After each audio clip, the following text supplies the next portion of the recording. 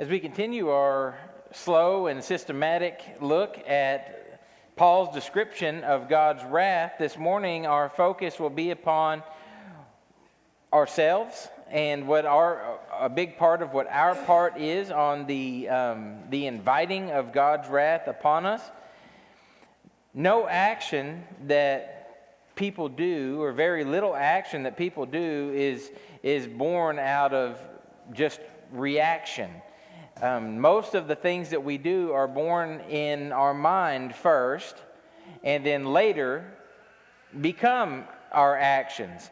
Paul has a great way of describing exactly how this happens, and that's what we're going to look at today. To read the whole of our text that we're looking at, I'm going to read Romans 1, verses 18 through 23 to begin. For the wrath of God is revealed from heaven against all ungodliness and unrighteousness of men who suppress the truth in unrighteousness. Because that which is known about God is evident within them, for God made it evident to them. For since the creation of the world, His invisible attributes, His eternal power and divine nature have been clearly seen, being understood through what has been made, so that they are without excuse. For even though they knew God, they did not honor Him as God or give thanks. But they became futile in their speculations, and their foolish heart was darkened. Professing to be wise, they became fools, and exchanged the glory of the incorruptible God for an image in the form of corruptible man, and of birds, and four-footed animals, and crawling creatures. You see, a word that I have underlined there is going to be kind of the highlight, driving force of our message today, is this exchange that humans make in exchange for, they're exchanging something for their sin. They're exchanging the glory of God for and many different things. It doesn't matter exactly what they are. When we exchange something, anything, for the glory of God, we have big trouble. Before idolatrous actions, there are idolatrous thoughts. They begin in our mind. And when idolatrous thoughts take hold, there is first an internal exchange. So, how does this happen? That's the question I really want to answer.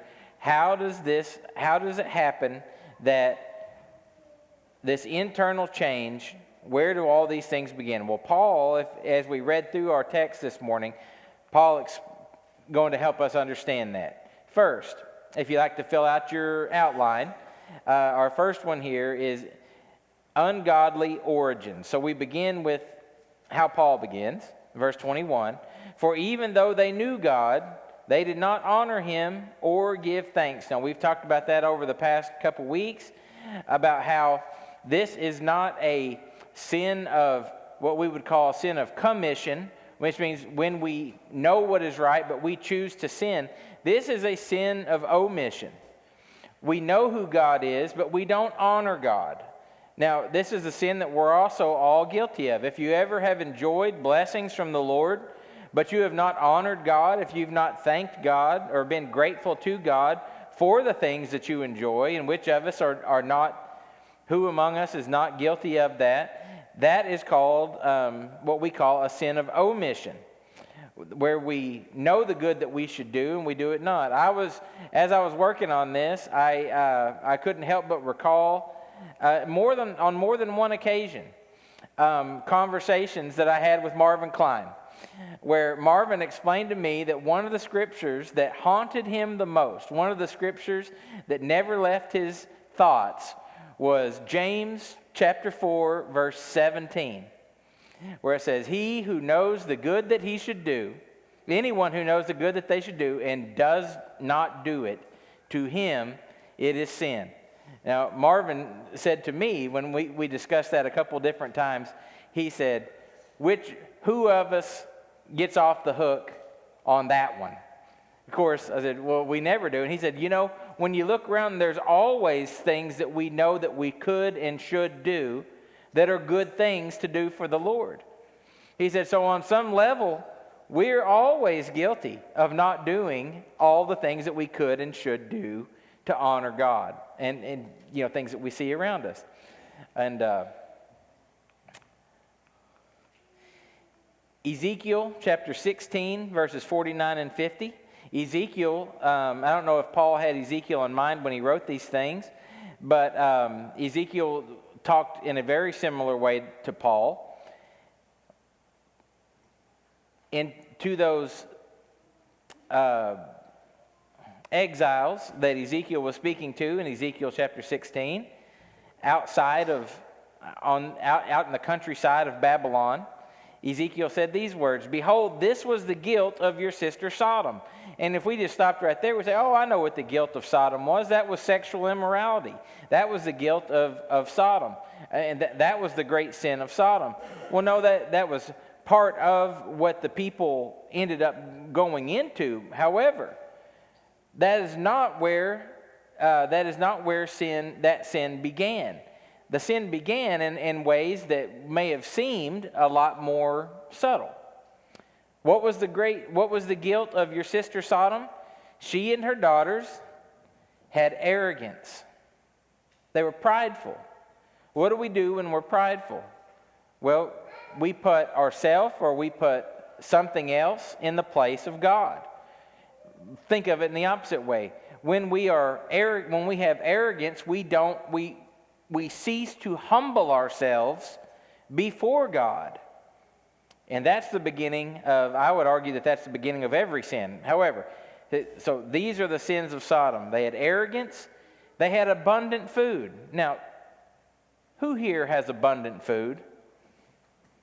I do. Yeah. Okay, so having abundant food in and of itself, I want you to know that's not a sin. However, they're going to explain it. So we know, what did it mean in Ezekiel's day to have abundant food? That was to be well off. That was to be wealthy. You were a well-to-do person if you had abundant food and didn't have to worry about that. Not only did they have abundant food, they had careless ease. Now that meant they didn't have to work. They were set up. So they were prideful. They had lots of food. They had careless ease. But she did not help the poor and needy. You see, all the blessings that the Lord had blessed Israel with was not for the purpose of Israel becoming prideful. It was not for the purpose, and no longer saying that they needed God. It was not for the purpose of saying, look, we got all this food. I know what I'll do. I'll build bigger barns, and I'll store my extra food in these barns. No, that wasn't it. And it wasn't to say, look, we got all this good stuff. We don't have to work anymore. We can just take it easy. No, the Lord said, I blessed you with all those blessings so that you would be a light in the world, so that you would help those that were in need. But you don't do that. The poor are around you. The needy are around you. And what do? You say, stinks to be them. I bet you they wish that they were like me. The sin started in the minds of the people of Sodom, and then it manifests itself in their actions. And what happens when you are prideful, when you live at ease, and you no longer feel like you need God? Verse 50. Thus they were haughty, another word for prideful. Thus they were haughty and committed abominations. When you don't think that you need God desperately in your life to fulfill your needs and to guide you in this life, to be your sustaining force, you will do whatever you want. And whatever that is a sin. You have, even if it is not in and of itself a sinful thing, you have created an idol. An exchange occurred, just like the exchange that Paul references in Romans. There was an exchange that occurred in Israel in Ezekiel's day. Next internal exchange is wicked thinking. Wicked thinking. the rest of verse 21. For even though they knew God, they did not honor him as God or give thanks, just like in Ezekiel's day, but they became futile in their speculations. Now, if you're like me, you don't use that word futile very often. So let's talk about that just a little bit. They became futile, those three words are just the one in the Greek. Matenao, to become foolish, wicked, or idolatrous. That's your Strong's Dictionary definition of that word, that Greek word. The most literal translation of that word is to be empty, to be completely empty, like to be a shell, a shell of a person, truly. So that's what the word futile. They became futile. They became wicked. They became idolatrous. They became fools. The word speculations. You can see our English word dialogue within that. Dialogismos means internal reasoning. This is to talk to yourself, an internal dialogue. So their internal dialogue became wicked, became idolatrous. It became empty. And why do we do this? Why do people in general start to think like this? It's because we want what we want. That is the driving force behind pretty much any and every sin. We want what we want. We want it the way we want it. So we talk ourselves into, how can I have whatever I want? And we figure out a way to talk ourselves into it and live with ourselves. So how do we avoid this or change for the good? Now that's the question I really wanted to get to. How do we avoid this? Well, we have a wonderful, wonderful example. I've used him before, but I never grow tired of using him. Let's look back at an Old Testament example from Daniel of Nebuchadnezzar. I'm going to be reading chapter 4, verse 28 through 33. Then I'll pick up 34 and 37 as well. Nebuchadnezzar the king was walking on the roof of the royal palace of Babylon. Nothing wrong with that. Okay? It's going to get bad quick. The king reflected. Now he's talking to himself. He's having that internal dialogue we just talked about. He reflected and said, there's no one he's talking to. He's just talking to himself. Is this not Babylon the Great, which I myself have built as a royal residence by the might of my power and for the glory of my majesty? Think, oh, he's going down a bad road. This isn't going to be good. While the word was in the king's mouth, a voice from heaven saying, King Nebuchadnezzar, to you it is declared, sovereignty has been removed from you, and you will be driven away from mankind, and your dwelling place will be with the beast of the field. You will be given grass to eat like cattle, and 7 periods of time will pass over you until you recognize that the Most High is ruler over the realm of mankind and bestows it on whomever he wishes. How dare you take credit for what I have done? In other words, what the Lord is saying to Nebuchadnezzar. Immediately the word concerning Nebuchadnezzar was fulfilled, and he was driven away from mankind. How was he driven away from mankind? By God, by the invisible hand of God, against his will, against what he wanted to do, driven away from mankind to do as God commanded that he would do. And Nebuchadnezzar began eating grass like cattle, and his body was drenched with the dew of heaven until his hair had grown like eagle's feathers and his nails like bird's claws. Verse 34. So here's the terrible state that he finds himself in. And though we may not be in a situation like this where the Lord gives us discipline right away, we may be living in an idolatrous state to where we are not honoring God, we're not thanking God for what he's blessed us with, and we may be in a terrible spiritual condition, just like Nebuchadnezzar. That may be you today. And the only person that knows is that's between you and God. And you may not even realize it. It may not even be revealed to you. So how do I know? I want to know that I am not living like that. Well, Nebuchadnezzar, whether you know it or not, Nebuchadnezzar also sets an example of how we can make sure that we are on right footing with God. Let's see what he does. But at the end of that period, I, Nebuchadnezzar, raised my eyes toward heaven. Whatever your focus is on, the first thing we do is we take our eyes off of it and we put our focus and attention on God. And my reason returned to me, and the Lord will straighten out your thought process when you do that. And I blessed the Most High, and we praise God. You know, a big solution to many of the things that you struggle with in your life is praising God. Just simply being thankful for what He's done for you. And praised and honored Him who lives forever.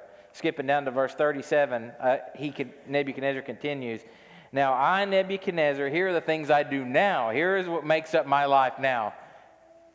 I still walk on my rooftop at the palace.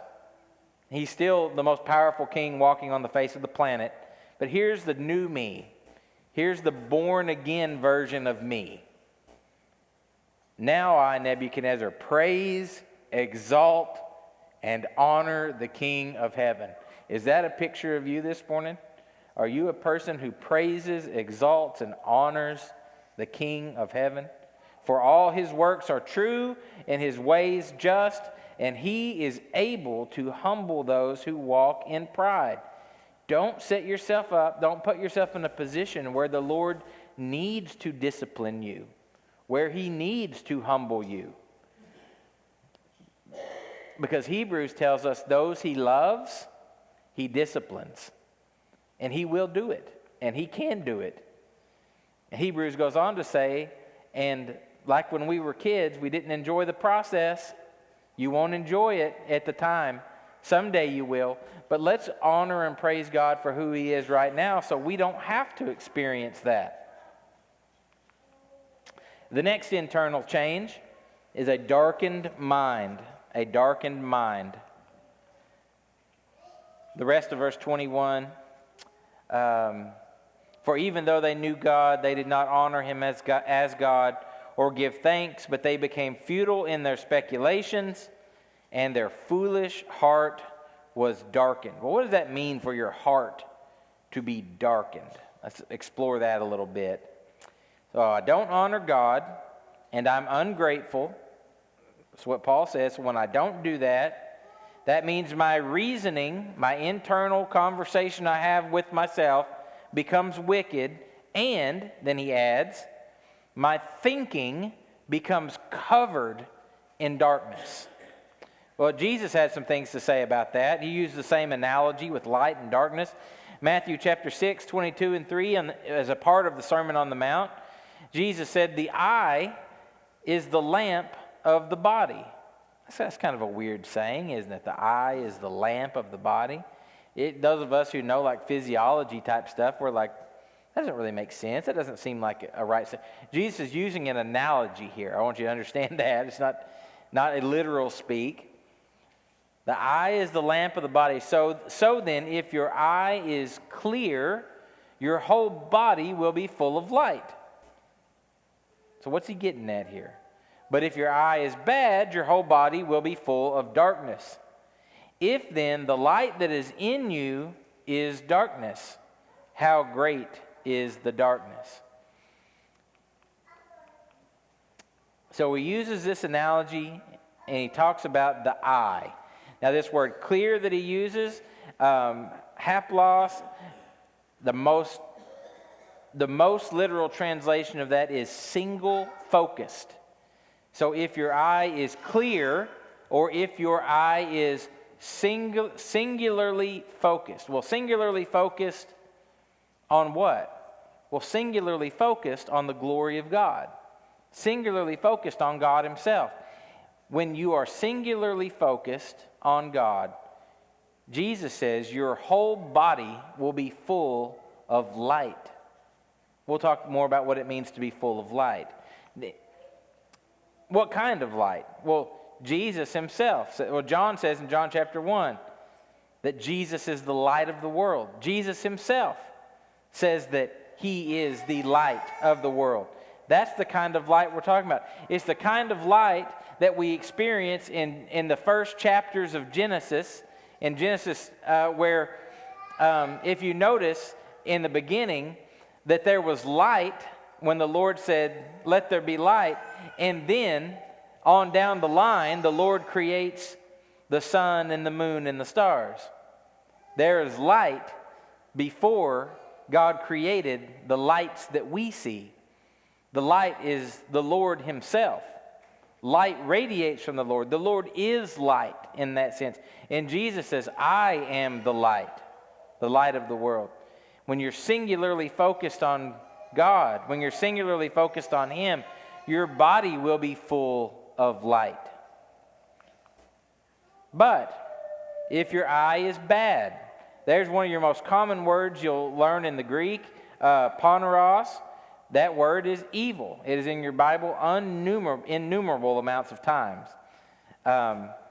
If your eye is bad, if your eye is evil, your whole body is full of darkness. Well, what causes your body to be full of darkness? The opposite of God. Matthew chapter 6, verse 24, the very next verse, Jesus says, after these sayings about the eye, Jesus says, "No one can serve two masters." We just said, use that word for a clear eye, a single focused eye,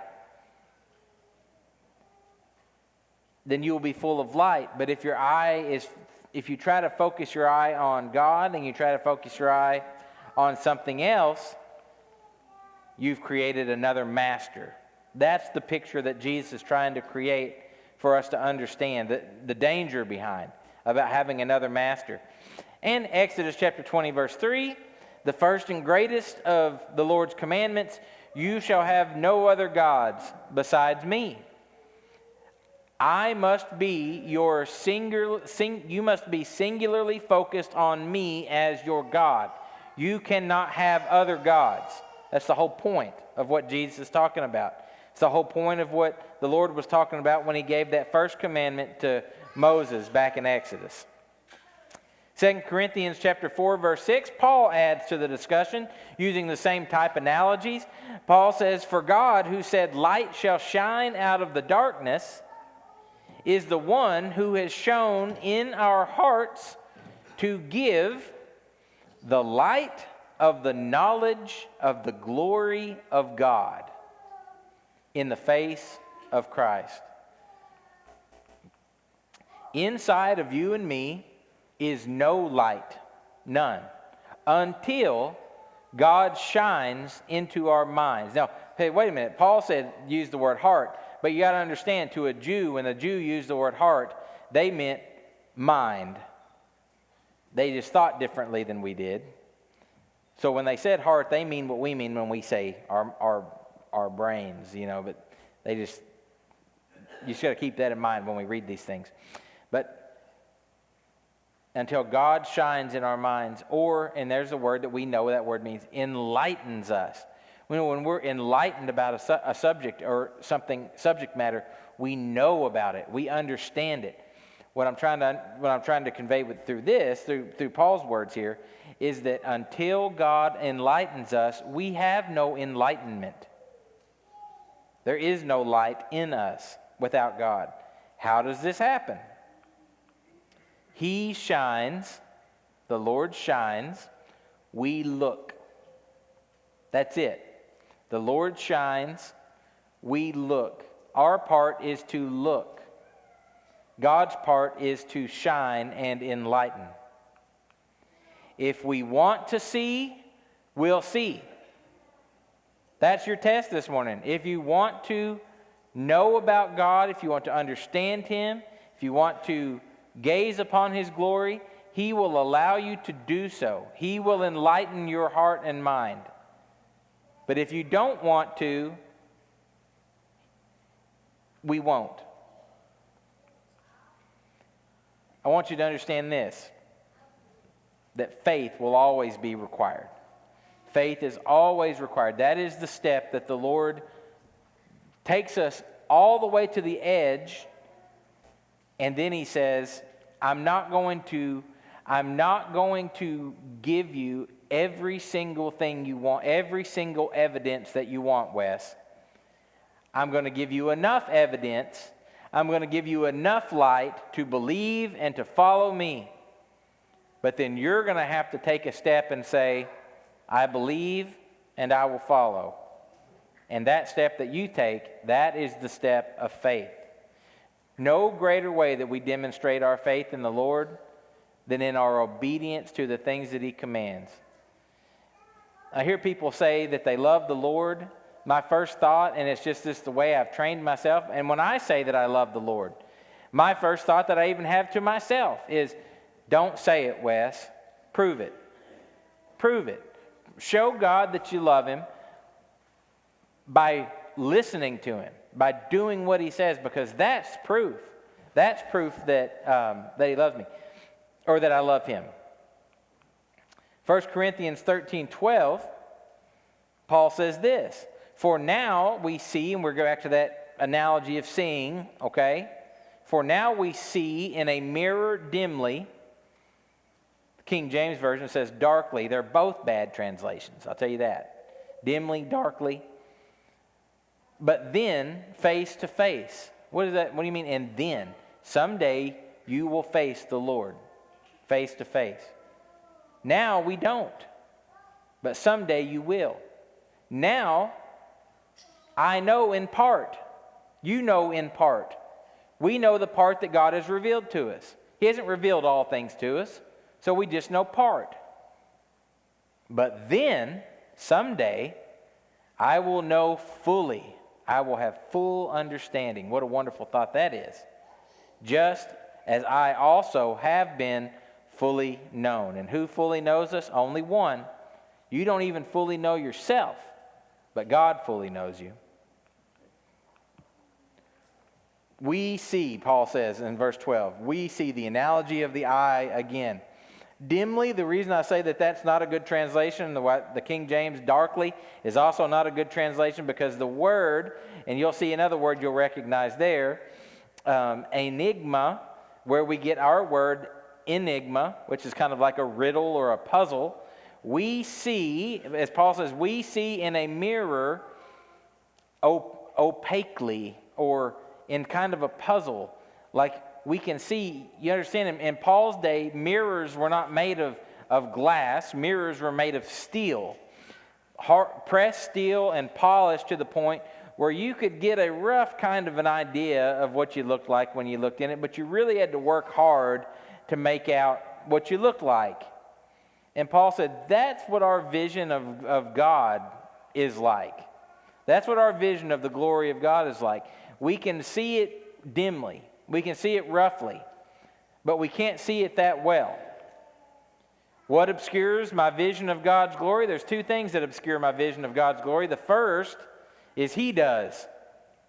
God has said multiple times in the Bible, I can't show you my glory. If you look upon my glory, you will die instantly. It will annihilate you. So He does for our own good at this time. But He won't forever. So don't say that's not fair. He will. Someday He will. And also the other thing, and the greater thing that obscures us from being able to see and understand God, is our own sin. When we sin, particularly when we like sin, when we love sin, we can no longer see God. Not for who He is. Not for what He's trying to do in our lives. That becomes a blurry picture to us. You ever found yourself in your life with wondering, what does God want me to do? Or how does God want me to proceed forward? And the best thing you've got in front of, the best path you have in front of you, is a blurry picture of what God wants you to do? The next internal exchange is empty claims. Empty claims. Verse 22. The first part, professing to be wise. those who exchange the glory of God for something else, they don't think that they're wrong in doing so. They think that they're the opposite of wrong. They think they are wise. They think they are right. But truly wise people don't have to, and they won't tell you that they are wise. You ever met someone that wanted to tell you how smart they were? What happens when you meet someone that wants to tell you how smart they are? What do you end up walking away thinking? Who are you trying to convince, buddy? You know, truly wise people don't have to explain to you that they're wise. They exemplify their wisdom in the way they live, in the way that they speak, and that the way they speak does not include saying, hey, you know, I'm a pretty smart guy. But these profess to be wise. It's a telltale sign. The unwise will reveal themselves. Let me give you an instance of unwise people who thought they were wise talking to Jesus. John chapter 8, verse 31 and 33. Jesus was saying, if you continue in my word, then you are truly disciples of mine. And you will know the truth, and the truth will make you free. Of course, Jesus meant free from sin, but they didn't get that. They didn't understand that. Of course, they didn't ask him to explain himself either. They just very arrogantly replied to Jesus in verse 33. They answered him, we are Abraham's descendants and have never yet been enslaved to anyone. How is it that you say you will become free? You've never been enslaved to anyone? Most of the feasts that you celebrate your deliverance from slavery in Egypt. And you were enslaved by the Assyrians. And you were enslaved by the Babylonians. And then you were enslaved again by the Syrians again.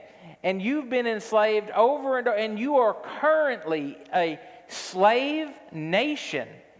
A nation of slaves to the Romans. That's who you're currently in slavery to. You see, the unwise reveal themselves in the things that they say. They make claims that they can't support and that sound ridiculous. The next internal exchange that is made is ignorant changes. And by ignorant, I didn't know how to say this point. So what I mean by ignorant changes is the person will become something that everybody else can see and recognize, but you won't be able to recognize it. You are the one that will be ignorant of the changes that have taken place within you when you go down this sinful road. We've all known people before, we've all witnessed people before that were doing things that were harmful to themselves. But we knew that when we confronted them or talked to them about that they, or we had the sneaking suspicion, they don't realize they have a problem. I've been guilty of that. I've had people confront me. One of the most shameful experiences of my life was my wife's family sitting down with me and saying, Wes, we love you.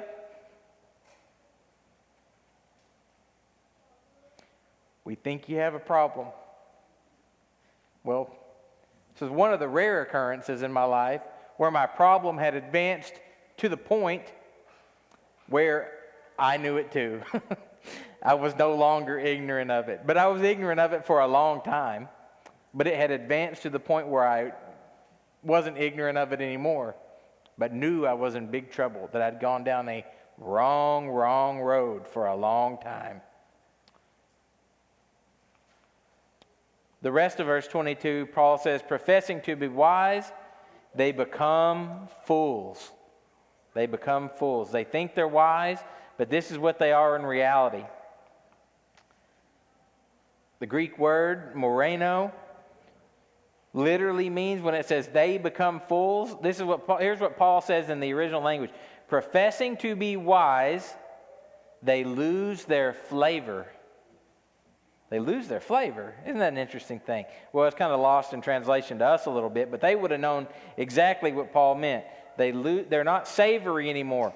The loss of flavor, the loss of effectiveness, and the loss of purpose. That's what that word means. To lose your flavor, which in effect means to lose your effectiveness or to lose your purpose. That's what happens when you think you're wise, but you're not wise. Jesus said it like this in Matthew chapter 5, verse 13. You are the salt of the earth. But if the salt has become tasteless, same word, moreno. If the salt, moreno, has lost its flavor, has lost its effectiveness, has lost its purpose, can we as God's people lose our flavor, no longer become salty, lose our salty in a good way, not the way the kids use it today. Salty and no young people, no old people are laughing because y'all don't know. But anyway, the young people get it, the few of us. I don't get it. I'm with you old folks, so don't be insulted by me calling you old either. These things have to be explained to me. Can a Christian lose their effectiveness? Yeah, you bet they can. There were times in my life that I was very ineffective. And you know what made me ineffective? Not my teaching or not my anything like that. What made me ineffective was the foolish way I lived my life. Being a child of God but living as if I wasn't. You think you're going to be the salt of the world like that? Not at all. And when you are like that, do you think the Lord is going to give you things to do on His behalf? Absolutely not. We don't want to be like that. When the salt has become tasteless, how can it be made salty again? He says, the Lord can make it salty again. If you have lost your savoriness, the Lord can make you savory again. The Lord made me savory again. Praise Him for that. No glory to me for that. The Lord said, Wes, and there was times in my life where I believed with all my heart, I have screwed up so much, the Lord can never use me again. But I learned that was wrong. The Lord can make you salty again. But when we're not salty, it no longer is good for anything. We are no longer good for anything when we're in that state, except to be thrown out and trampled underfoot by men. Not what you want to be good for. When I don't honor God and am ungrateful, okay, here's my summary. When I don't honor God and when I am ungrateful, number one, my thinking becomes wicked. My mind becomes darkened. My claims become lies. My transformation into this wickedness that I'm becoming is apparent to others, but it will not be apparent to me. And as I am doing that, I am making an internal exchange. And what does Paul say that I'm exchanging? The very last part, verse 23. And exchanged, when I do all those things, and then I exchange the glory of the incorruptible God for an image. Doesn't matter what the image is. Now, Paul uses some examples that would have related directly to the Romans, in the form of corruptible man. That applies to us. Not necessarily of birds and four-footed animals and crawling creatures, statues of which and the like were all over Rome. But the point is, when I go down that road, and it all begins in my mind, on the inside, I no longer care about living for the glory of God. I will have exchanged that glory that I'm intended to live for an image of something else. Doesn't matter what it is. When I replace God with anything else, when my single focus is not Him, but is something else, then I have become an idolater. And once that happens, what happens when I make an internal exchange from the glory of God to idolatry? We'll talk about that next week. That's going to be next week's sermon. And if you just want to read ahead, verse 24 going forward, you will see Paul says, when you dismiss the glory of God, when you no longer look upon the glory of God, there are bad things coming in your life. Here's what you'll do. You will do whatever you want to do. You will justify it wholeheartedly. You will call things that are evil good. You will call what is good evil. And you'll resemble very much what our world resembles today. This morning, if you are here and you have been wanting to call upon the Lord in a way that where He knows and understands that you are with Him and not against Him, that you are for Him, let today be the day that you confess Christ before a crowd of witnesses. Let today be the day that you follow in the holy command of Jesus and put Him on in baptism, and then follow Him and avoid His wrath. God's wrath is set aside for those who do not belong to Him, not for those who follow Him. To those of us that follow Him, we have zero fear of the wrath of God in our lives. So while we're studying this, as it's a very important biblical topic to study, my end goal for us is that none of us incur any of God's wrath. If there's any way we can serve you today, please come forward as we stand and sing.